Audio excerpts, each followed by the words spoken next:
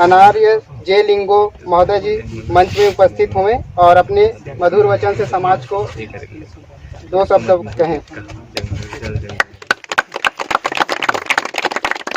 आप सभी को सादर सेवा जोहार, क्रांतिकारी जय भीम। आज इस सभा में उपस्थित हमारे तमाम संगठन के साथीगण, मातृशक्ति, पितृशक्ति और भीम रेजिमेंट, भीम आर्मी और हमारे मुंडा दुर्गी फोर्स, गोगापा, बैगा समाज, कोयतुल संगठन, गोंडी जतन फाउंडेशन के जितने भी सदस्य हैं, पदाधिकारी हैं, उन सभी को मेरे तरफ से सादर सेवा है। देखिए, अभी तो ऐसे कुछ बोलने का तो समय नहीं है, लेकिन आज विश्व आदिवासी दिवस है 9 अगस्त, तो इसके उपलक्ष्य में मैं ज़्यादा तो नहीं कहूँगा, लेकिन कुछ अपना विचार जरूर। अभी आस्था की बात आई, अधिकार की बात आई, संविधान की बात आई, समाज की बात आई, लेकिन मैं उस सोच को जनरेट करने वाला व्यक्ति हूँ, उस विचारधारा को लेकर के चलने वाला व्यक्ति हूँ कि मुझे भीड़ की आवश्यकता नहीं होती, भीड़ के ऊपर विश्वास है। मैं कट्टरता और सक्रियता पे विश्वास करता हूँ। भेड़ की तरह भीड़ रहने से कुछ नहीं होता, शेर की तरह अकेले रहने से। भीड़ पैदा करना नहीं, हमको भीड़ने वाला पैदा करना है। हमको जनता नहीं बनना है, हमको लीडर बनना है। आज वही हुआ, ST/SC OBC का लीडर महात्मा गांधी बन गए, स्वर्ण का लीडर पंडित जवाहरलाल नेहरू बन गया, और OBC का लीडर वो क्या बोलते हैं, सरदार वल्लभ भाई पटेल बन गया। दलितों का लीडर अम्बेडकर साहब को बना दिए, और सब लीडर तो बन गए, लीडर बैठे, समाज का कोई मतलब नहीं। ये सब चीज़ नहीं होना चाहिए। प्रत्येक व्यक्ति को लीडर बनना है। और प्रत्येक व्यक्ति लीडर कब बनोगे? किसी हिंदू को वेद पुराण का ज्ञान हो ना हो, किसी मुस्लिम को कुरान का ज्ञान हो ना हो, किसी ईसाई को बाइबिल का ज्ञान हो ना हो, किसी सिख को गुरु ग्रंथ का ज्ञान हो ना हो, लेकिन भारतीय नागरिकों को संविधान की ज्ञान होगा, तभी हम लीडर बनेंगे। और जब तक हम भारत की संविधान का विवेचना करने नहीं जानेंगे, उसको प्रस्तुति करना नहीं जानेंगे, नहीं सीखेंगे, तब तक हमारा कुछ नहीं होने वाला। क्योंकि आप जानते हैं, विवेचक लोग होते हैं, सब पता है, थाना में हर विवेचक होते हैं। केस को कैसा विवेचना करते हैं, इधर का उधर मोड़ फेर के पेश करते हैं। न्यायालय में जब वो विवेचना जाता है, तो विवेचना के आधार में जो वहाँ जो बैठा है जज, वह पुलिस की विवेचना को खारिज करके पुनः फिर वकील के माध्यम से विवेचना होता है। वहाँ दोहरी नीति, यानी कार्यपालिका जो है, न्यायपालिका जो कार्यपालिका की तथ्य को नकारते हुए, कटाक्ष करते हुए वकील फिर वहाँ सुनवाई करता है। आज के समय में कोई केस हो जाए, 376 का भी मामला हो जाए, चाहे कोई भी मामला हो जाए, पेशी ऊपर पेशी, पेशी ऊपर पेशी, जिंदगी बीत जाता है, लेकिन उसका फैसला नहीं आता। अंतिम में मर जाएगा व्यक्ति तो नहीं आएगा। ऐसा क्यों? ऐसा क्यों है हमारे न्याय प्रणाली? तो ऐसा इसलिए है क्योंकि हमारे बाबा साहब अम्बेडकर संविधान के निर्माता, और जो संविधान सभा का ये मानना था कि 100 व्यक्ति, 100 गुनहगार बच जाए, लेकिन एक निर्दोष को सजा नहीं होना चाहिए। इसलिए उन्होंने न्यायपालिका को इतना लचीला बनाया गया है। अब उसका आज के समय में गलत तरीका से प्रस्तुतिकरण होने से के वजह से कई लाखों लोग, निर्दोष लोग आज जेल में सड़ रहे हैं।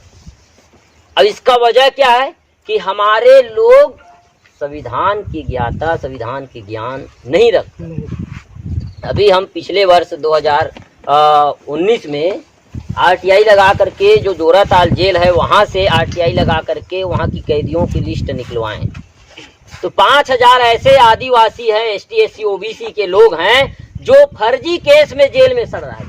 क्यों? क्योंकि उनके पास जमानत कराने के लिए पैसा नहीं है।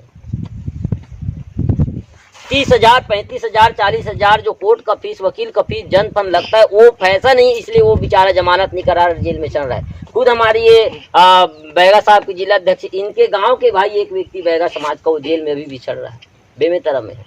तो ऐसे हमारे लोग घूसखोरी की, भ्रष्टाचारी के चपेट में हम लोग जी रहे हैं।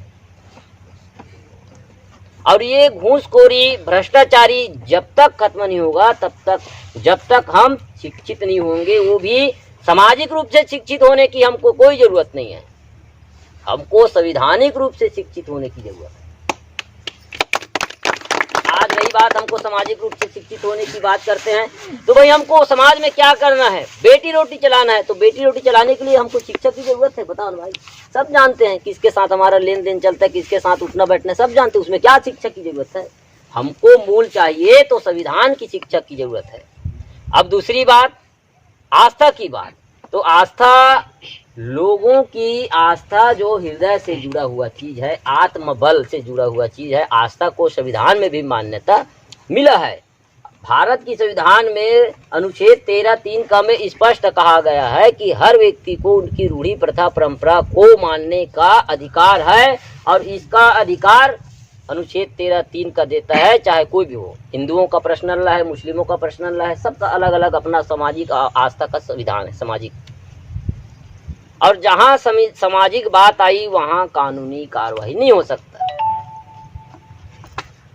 अब आस्था की बात, बाबा साहब, मैं आपको एक कहानी बता देना चाहता हूँ, एक घटित घटना कहे जाए तो।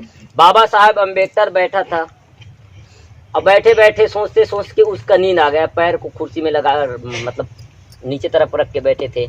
अब बाबा साहब अम्बेडकर बैठे थे, अब उसको नींद आ गई, इधर पूरे जो लोग थे वो बाबा साहब अम्बेडकर के पैर पड़ने के लिए कतार लग गए। जब उसका नींद उठा, देखे तो क्या कर रहे हो, तो सब पैर पड़ने के लिए लगे हैं, दर्शन करने के लिए गए उनके। तो उन्होंने अपने छड़ी को लेकर के उनको मारा और बोला कि तुम ऐसा मत करो। तो उस दिन से उसको भी यकीन हुआ कि कहीं ना कहीं आस्था है, इसलिए बाबा साहब अम्बेडकर ने नागपुर में 2 लाख व्यक्ति के बीच में बुद्ध धर्म को अपनाया। क्यों अपनाया? क्योंकि उनको भी लगा कि आस्था की जरूरत है हमको, क्योंकि आस्था के बिना हमारे मानव जीवन जीना असंभव है। अब उस आस्था में आडंबर और पाखंडवाद आ जाता है, तब वहां पे होता है क्या? शोषण। और रही बात शोषण की बात, तो हर लोग कहते हैं कि ब्राह्मणों ने शोषण किया, मनुवादियों ने शोषण किया, कि दलितों का शोषण वो कर रहा है, ये सब कुछ नहीं है भाई। आदिवासी का शोषण आदिवासी करता है, कोई बाहर से व्यक्ति शोषक नहीं है। क्यों करता है शोषण? क्योंकि हमारे में ST SC OBC में केकड़े की तरह है, एक भाई आगे बढ़ेगा तो दूसरा उसका टांग खींचेगा, यही है, इसलिए हम लोग पीछे हैं। रही बात बैकवर्ड की बात, तो हमारे जयपाल सिंह मुंडा जी ने कई बार इस बात को उठाए, ठाकुर श्यामलाल जी जो 15 बरस के राजा से, उन्होंने भी कई बार उठाए कि आदिवासी इज नॉट बैकवर्ड, कि हमारे आदिवासी समाज, मूल निवासी समाज, हम बैकवर्ड नहीं है, हम पिछड़े नहीं हैं। और लोग कहते हैं कि आरक्षण मिला है क्योंकि ये शोषित है, पिछड़े हैं, कहता है। तो मेरे को ये बताइए, संविधान में आरक्षण किस उद्देश्य से दिया गया था? उसके उद्देश्य को बदल दिया गया। अब कहते हैं आरक्षण उस व्यक्ति को मिलना चाहिए 16(4) के तहत, 16 के तहत, कि जो व्यक्ति सामाजिक रूप से और शैक्षणिक रूप से पिछड़े हैं, उनको क्या मिलना चाहिए? आरक्षण। उनको आरक्षण मिलना चाहिए। तो मेरे को ये बताइए, ब्राह्मण लोग किस इतिहास में, आप पूरा हिस्टोरी खोल के देख लीजिए। मैं जो आर्कोलॉजी इतिहास में PhD हूँ, मेरे को पता है, क्योंकि आप किसी भी इतिहास, पुरातात्विक इतिहास खोल करके देख लीजिए, अगर कोई भी ताम्र पत्र में, भोज पत्र में, चाहे सोने के पत्र में लिखा हुआ है दान पत्र, तो ब्राह्मण के नाम से लिखा है। ब्राह्मण को गरीब माना गया, लेकिन ब्राह्मण को क्यों आरक्षण नहीं दिया गया? आज भी भीख कौन मांग रहा है? ब्राह्मण मांग रहा है यार। लेकिन ब्राह्मण मेंटली रूप से, मानसिक रूप से, बौद्धिक रूप से वो अपने आप को कभी निम्न नहीं मानता। वो भिक्षा मांग मांग करके जी रहा है, लेकिन वो कभी नहीं कहता कि मैं गरीब हूं, कह के वो हमेशा कहता है कि मैं उच्च हूं, सर्वश्रेष्ठ हूं, कहता है। क्यों कहता है? क्योंकि वो बौद्धिक रूप से बौद्धिक रूप से अमीर है और हमारे लोग बौद्धिक रूप से गरीब हो। आर्थिक रूप से हम गरीब नहीं है भाई, ना सामाजिक रूप से गरीब है, ना हम शैक्षणिक रूप से गरीब हैं। हम तो ये कहते हैं जब देश आजाद हुआ तो 258 रियासत आदिवासी राजाओं ने दिया। जब 258 रियासत आदिवासी राजाओं ने दिया तो क्या 258 रियासत में पिछड़े लोग, जिस सामाजिक रूप से पिछड़े हैं, आर्थिक रूप से पिछड़े हैं, शैक्षणिक रूप से पिछड़े हैं, वो इतना राजपाट चलाते क्या, मेरे को ये बताइए। भारत सरकार को आदिवासी गोंडवाना के लोगों ने 258 रियासत दिया, तब यह भारत देश निर्माण हुआ, भारत देश की कल्पना हुआ। 258 रियासत के बाद भारत देश की कल्पना ही नहीं किया जा सकता। 565 रियासत थी, जिसमें से 258 रियासत गोंड राजाओं की थी, आदिवासी राजाओं की थी, बाकी राजपूत राजाओं की थी। ब्राह्मण राजा की 1-2 ही राज था, उधर पुष्पमित्र सुंग वाला राज, अयोध्या की तरफ, उत्तर प्रदेश में। तो किसने दिया? हमारे ST SC OBC ने अखंड भारत की कल्पना किया। अखंड भारत की कल्पना करके उन्होंने इस भारत को अखंड भारत बनाने का प्रयास किया और अखंड भारत बनाए हैं हम लोगों ने। तो अखंड भारत बनाने वाला लोग कैसे गरीब हो सकता है, कैसे पिछड़े हो सकता है, मेरे को ये बताइए आप। तो इसलिए हम बौद्धिक रूप से गरीब हैं, मानसिक रूप से गरीब हैं, इसलिए हम गरीब हैं। और मैं तो आप लोगों को अभी भी कहता हूं कि आप कभी मत कहिए कि हम पिछड़े हैं कह के, कभी मत कहिए कि हम पिछड़े हैं कह के, क्योंकि आपको शासक बनना है। क्या बनना है? शासक बनना है और सत्ताधारी बनना है। तो ये न था, हम कितने देखो ना, अब हम सामाजिक गतिविधि में 20-25 वर्ष हो गए काम करते हैं। आदिवासी विश्व दिवस अभी कोरोना नहीं होता ना, देखते कंवरधम में 20,000-25,000 आदिवासी होते वहां पे, लेकिन सम्मेलनों में भीड़ दिखता है, कार्यक्रमों में भीड़ दिखता है। और जब किसी आदिवासी के ऊपर अत्याचार होता है तो चलो थाना के सामने घेराव करना है, कलेक्टर के सामने जाना है, SP के सामने जाना है, कि मजिस्ट्रेट का घेराव करना है, गलत निर्णय दिया है कहोगे तो कोई नहीं आता। पहली बार 2 अप्रैल को ST और SC लोग जब कंवरधम में किए, जगह जगह किए, तो कितना बड़ा वो आंदोलन हुआ। आज आप बताइए, अब लोग कहते हैं प्रमाण की जरूरत है, एविडेंस की जरूरत है। मैं एविडेंस प्रमाण कुछ नहीं होता। आज अयोध्या में प्रधानमंत्री जी ने राम मंदिर का शिलान्यास किया, राम मंदिर का के लिए चांदी के ईंटे में भूमि पूजन किया। मेरे को बताइए राम का क्या वहां प्रमाण है, क्या एविडेंस है? बौद्धों का ये भी फुल एविडेंस है वहां पे, बौद्धों का पूरा तात्विक प्रमाण है। वहां बौद्ध स्तंभ निकला है, बौद्ध का मूर्ति निकला है, बौद्ध का शिलालेख निकला है। उसके बावजूद भी उसको नजरअंदाज करके राम मंदिर के लिए उस जमीन को अलॉट किया गया। क्यों? क्योंकि उसके पास दम है, उसके पास कट्टरता है, उसके पास हिंदुत्व की कट्टरता है, सक्रियता है। इसलिए अब ये सब चीज नहीं है, इसलिए मुस्लिम लोग पीछे हो गए हैं, बौद्ध लोग पीछे हो गए। ये नेता राम मंदिर की वो चांदी का ईंटा, प्रधानमंत्री क्या संयुक्त राष्ट्र संघ भी मिल करके वहां करके, किसी का बाप की औकात नहीं कि वो वहां राम मंदिर का भूमि पूजन कर सकता। सुप्रीम कोर्ट कौन है? अब मेरे को बताओ यार, सुप्रीम कोर्ट कौन है, हाई कोर्ट कौन है, वहां बैठा कौन है? आप बताओ। क्या मैं मजिस्ट्रेट हूँ, मैं जज हूँ, मान लीजिए मेरे भाई अपराध किया है, तो क्या मैं अपने भाई, क्या मैं व्यक्ति नहीं हूँ क्या? क्या मैं आदमी नहीं हूँ क्या? हूँ। क्या मेरे अंदर भावना नहीं है क्या? है। तो क्या मैं अपने भाई के विरुद्ध में फैसला दूंगा? नहीं दूंगा, बल्कि उसको तोड़ मरोड़ के पेश करके गलत तरीके से उसका फैसला देंगे। ये ऐसी होता है।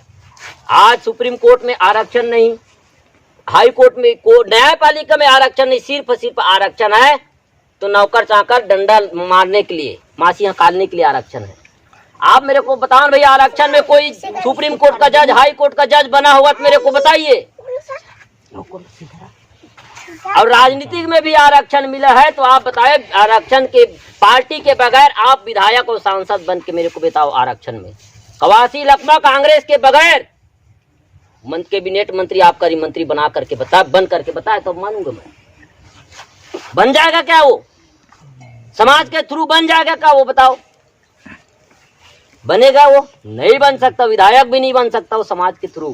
पार्टी के बदौलत वो बना है, इसलिए पार्टी का बात करता है।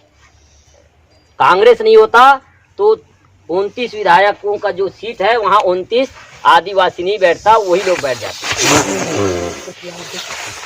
देख रहा तो ये सब चीजों को हमको सोचना है। सादा चावल तो नहीं है महाराज, वो नारियल दे देगा, नारियल दे चल। सादा चावल नहीं पाए, नारियल के भेज कार नींबू है, नींबू नारियल तो पानी दे। तो इस तरीके से हमारे लोगों को मेंटली रूप से, बौद्धिक रूप से, मानसिक रूप से अमीर बनाना है। और अमीर बनाने के लिए हमको बाबा साहब अम्बेडकर, बिरसा मुंडा, दुर्गावती, ज्योतिबा फुले, सावित्री फुले, साहू जी महाराज, रविदास, कबीरदास, घासीदास, इन लोगों की सोच को पैदा करना पड़ेगा, जनरेट करना पड़ेगा आज के समय में।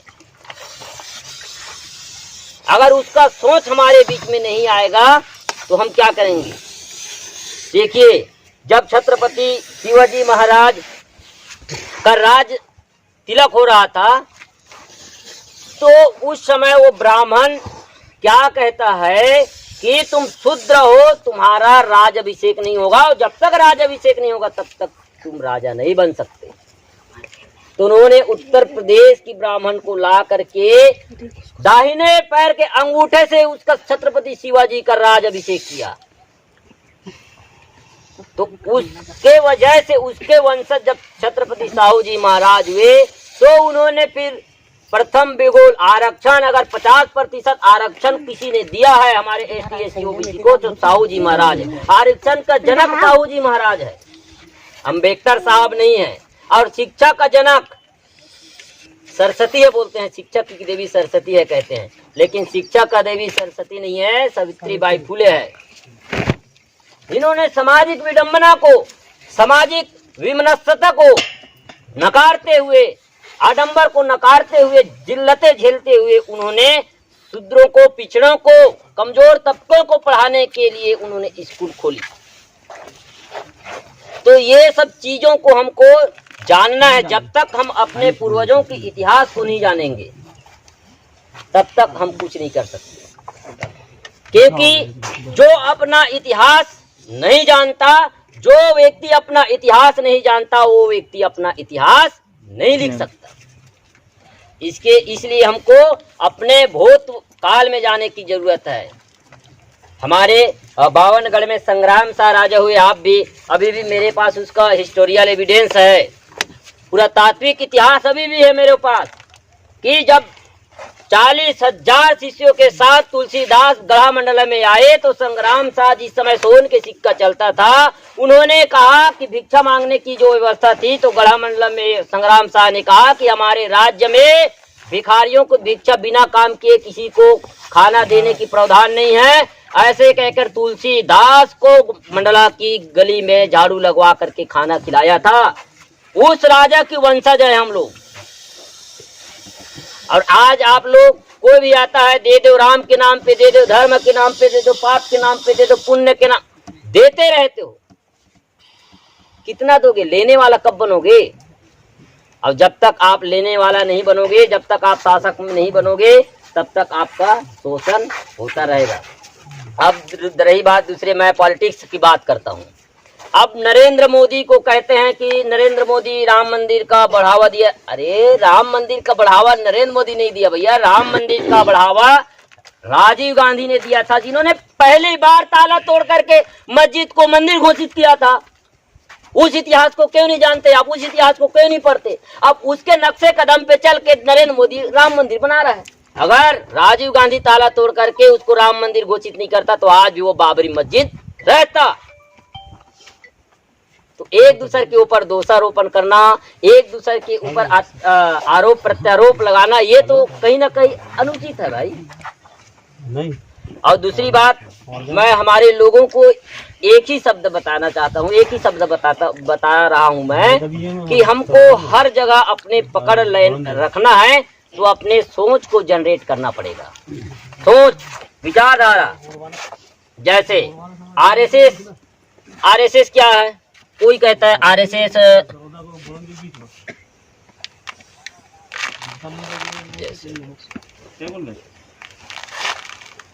कोई कहता है आरएसएस बहुत शक्तिशाली संगठन है, कहते हैं अरे जो देशद्रोही संगठन है जिसको तड़ी पार हुआ था वो कैसे शक्तिशाली संगठन होगा।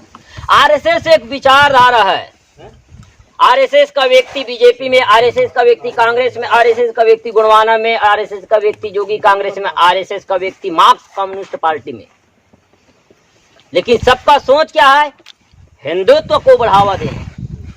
अब रही बात हिंदुत्व की बात, 1985 के बाद हिंदू धर्म प्रभाव में आया। 1990 में लोग हिंदू अपने आप को लिखाना शुरू किया। उस समय हिंदू धर्म की प्रतिष्ठित शंकराचार्य स्वामी दयानंद सरस्वती महाराज हिंदू शब्द का विरोध किया, पुरजोर विरोध किया, क्योंकि हम हिंदू नहीं हैं। हिंदू जो मुगलों के द्वारा हमको दी गई गाली है, हिंदू आने हीन भावना, हिंदू आने चोर डाकू लुटेरा पारसी भाषा में उसका अर्थ होता है, जिसको छत्तीसगढ़ सामान्य प्रशासन विभाग 2006 में स्पष्ट अधिसूचना जारी करके कहा कि हिंदू का मतलब पारसी भाषा में चोर डाकू लुटेरा होता है। इसलिए यहाँ के लोग हिंदू धर्म नहीं लिखाना चाहते, इसका मूल धर्म लिखा जाए, ये आदेश अधिसूचना पारित किया था। अब बताओ मेरे को, खुद हिंदू धर्म के लोग कहते हैं कि हम हिंदू नहीं हैं और हमारे लोग जबरदस्ती कहते हैं कि हम गर्व से कहो हिंदू हैं। गर्व, अरे कोई व्यक्ति कहेगा गर्व से हम चोर डाकू लुटे रहे हैं, एक्चुअली में आप उसका आर्कोलॉजी या पुरातात्विक इतिहास खोल करके देख लो। हिंदू जो आज पुरातात्विक इतिहास भी और वेद पुराण को भी खोल करके देख लो, कहीं पे हिंदू शब्द जिक्र नहीं है। रामायण को भी उठा के देख लो आप, 4 वेद, 6 शास्त्र, 18 पुराण, 360 उपनिषद है हिंदू की धर्मशास्त्र, कहीं पे हिंदू नहीं लिखा गया। और जब हमारे आदिवासी धर्म की बात आती है तो क्या कहते हैं कि आदिवासी धर्म को हम महारजिस्ट्रार कहता है कि आदिवासी धर्म यहाँ मान्यता नहीं मिलेगा, कहता है, क्योंकि आदिवासी शब्द कोई धार्मिक शब्द नहीं, आस्था शब्द नहीं, ऐसे बोल दिया था पहले। तो बाद में आंदोलन हुआ तो जंतर मंतर में हुआ तो एक्सेप्ट किए। तो मैं कहता हूँ जब हिंदू का कोई वेद पुराण में जिक्र नहीं है तो आज आप जनगणना करते उसमें हिंदू धर्म को भारत सरकार, भारत शासन उसको लिखता क्यों है, इसका जवाब पहले दे। जब वो ना संविधान में है ना हिंदू, न ही जो सनातन धर्म के वेद शास्त्र में है, तो हिंदू का कालम ही क्यों रखा गया है महारजिस्ट्रार? पहला तो ये सवाल है। तो जब ये लोग पंडित जवाहरलाल नेहरू के समय ब्राह्मणों, जब बाबा साहेब अम्बेडकर जी की जो आंदोलन से लोग बौद्ध धर्म अपनाने लगे, पहले शूद्रों को शूद्र मानते थे, हमारे एसटी एससी ओबीसी को लोगों को वेद पुराण पढ़ने का अधिकार नहीं था। और वेद पुराण जो अभी भी रामायण लिखा है गोरखनाथ प्रेम से, गोरख प्रेस से निकला हुआ है रामायण, तुलसी चरित्र, रामचरितमानस जो है वो हिंदी में नहीं था। आज भी वाल्मीकि रामायण को खोल के देख लीजिए, वो देवनागरी लिपि और संस्कृत भाषा में लिखा है, उसको कोई नहीं पढ़ सकता। उसका एक सीक्रेट भाषा, सीक्रेट लिपि है। तो हमारे लोग पढ़ते क्यों?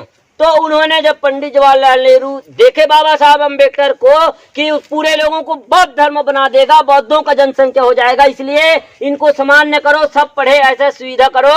और जगह जगह रामायण का हिंदी प्रिंट करके, जैसे गोंडी भाषा के बोलने वाले लोग हैं तो उसे गोंडी भाषा में, तमिल के तमिल में, उर्दू के उर्दू में, पारसी के पारसी में, मराठी के मराठी, गुजराती के गुजराती, सब भाषा में उसको सरल रूप में प्रिंट करके लोगों के जन जन तक फैलाया।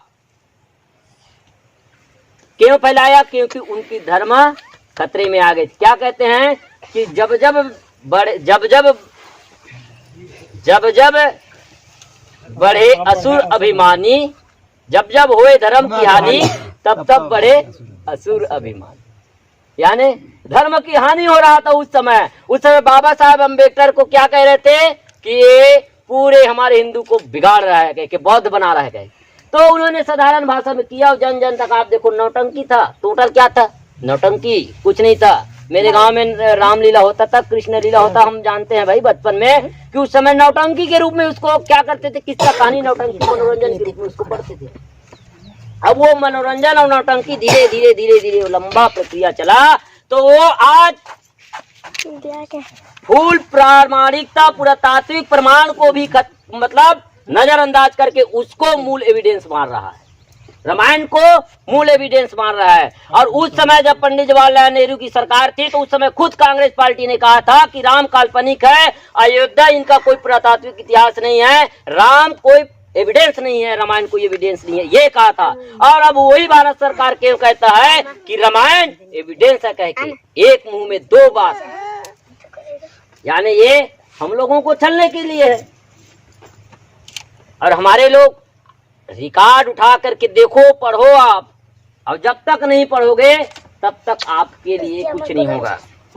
अब संयुक्त राष्ट्र संघ ने जब विश्व आदिवासी घोषित किया तो विश्व युद्ध में, प्रथम विश्व युद्ध, द्वितीय विश्व युद्ध में जनहानि हुआ था। क्या हुआ था? जनहानि हुआ था। तो जब संयुक्त राष्ट्र संगठन हुआ, उसके बाद जब जनहानि हुआ था द्वितीय विश्व युद्ध में, तो उन्होंने मानव ह्यूमन राइट्स जब कमेटी बनी, तो ह्यूमन राइट कमेटी के तहत उन्होंने पूरे देश में विश्व आदिवासी दिवस, मूल निवासी दिवस यानी इंडिजिनस पीपल डे, क्या इंडिजिनस पीपल डे, आप उसको आदिवासी कहो चाहे मूल निवासी कहो, अंग्रेजी में ऐसा लिखाया है। अब उसको हिंदी में क्या लिखाते हैं, उर्दू में क्या बोलते हो, अर्थ निकालोगे वो जानो, लेकिन इंडिजिनस पीपल का मतलब ये होता है कि मूल निवासी जनता। तो मूल निवासी जनता कौन है? यहाँ के ST SC OBC माइनॉरिटी। अब ST SC OBC तो चलो समझ आता है, लेकिन माइनॉरिटी कैसे हुए? तो मैं ये कहता हूँ, ब्राह्मण यहाँ आए राज करके चले गए, मुस्लिम आए राज करके लूट खसोट के चले गए अपने देश, सभी शासक आए अपने देश चले गया, लेकिन जो छूटे कौन है? जो हमारे भाई मुगल आए, सैनिक छावनी लेकर के आए यहाँ पे, तो यहाँ आकर के हमारे बेटी बहन के साथ उन्होंने रिश्ता स्थापित किया, यहाँ वंश उत्पत्ति किया, वही तो बचा भाई यहाँ के मुस्लिम लोग, यहाँ के ईसाई लोग, यहाँ के सिख लोग कौन है? अपने हैं, हमारे खून है। आज भी जो ह्यूमन राइट, जो मानव विज्ञान, ये साबित करके बता दिया गया है कि अनुसंधान केंद्र में ये बता दिया गया है कि यहाँ की जितने भी कौम के लोग हैं वो सब जो यहाँ की मूल निवासी के वंशज है, यहाँ के मूल निवासी हैं। महिलाओं के पूरे RNA और DNA हमारे आदिवासी के RNA DNA से मैच खाता है यहाँ, चाहे हिंदू की मतलब महिला हो, चाहे सिखों की हो, चाहे मुस्लिमों की, सबका। तो इसका मतलब क्या है? आप वेद पुराण पढ़ते, महाभारत को खोल करके देख लीजिए ना भाई। कंस कौन था? असुर था। वासुदेव कौन था? देव था, मान लो ब्राह्मण था। उसके जो कंस की बहन से शादी किसने किया? वासुदेव ने किया। उसका बेटा पैदा हुआ कौन? देवकी और वासुदेव की बेटा पैदा हुआ कौन? कृष्ण। कृष्ण कौन हुए फिर मेरे को बताओ? गैर है क्या कृष्ण? उमर स्पष्ट लिखा है भाई। अब उसको आप पढ़ने की नजरिए से देख रहे हो तो अलग बात है। कैसे? यानी वर्ण संकर और वर्ण नस्ल के बीच और मूल नस्ल के बीच यहाँ जंग है, बाकी कुछ नहीं, बाकी कुछ नहीं। इसलिए आप लोगों की ये वर्ण व्यवस्था, तो ऐसी व्यवस्था, इन सब चीज को ध्यान मत दो। ये हम भाई, आदिवासी का भी खून लाल, मुस्लिम का भी खून लाल, और हमारे SC भाई का भी खून लाल, सिखों का भी खून लाल, सब हम एक है। रही बात सामाजिक व्यवस्था की बात, तो आप सामाजिक व्यवस्था को जानना है तो विज्ञान में नाभिकीय विखंडन पढ़िए, सामाजिक व्यवस्था को जान लेंगे। एक जो न्यूट्रॉन प्रोटॉन टूट करके क्या बनता है, फिर क्या बनता है, उनका नाभिकीय विखंडन को पढ़ लियो। वैसी बना है, वैसी क्या बना है? समाज बना है यार, व्यवस्था बनी है, बस कुछ नहीं है।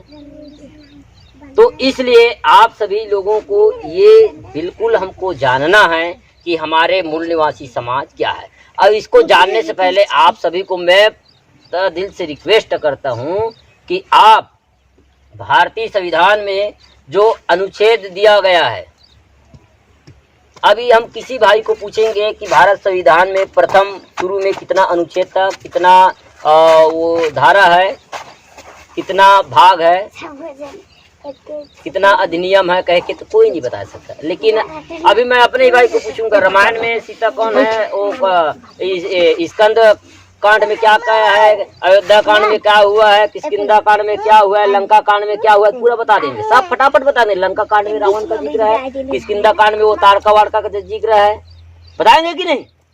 अयोध्या कांड में राम का जन्म हुआ, उसका जिक्र है, कहेंगे। लेकिन भारत की संविधान में कितना आर्टिकल है, कितना धारा है, कितना अधिनियम है, कितना भाग है, किसी को पता नहीं। क्यों? क्योंकि भारत की संविधान खुद 2009 से हिंदी रूपांतरण हुआ है, पहले अंग्रेजी भाषा में था। अगर जिस समय पंडित जवाहरलाल नेहरू प्रधानमंत्री थे, उस समय रामायण के प्रचार करने के बजाय भारत के संविधान को अंग्रेजी से हटा करके हिंदी में रूपांतरण करते, साधारण भाषा में रूपांतरण करके प्रचार करते, तो आज हम पीछे नहीं होते। अब इसका वजह यही है कि वो हमको नीचे ही रखना चाहता है।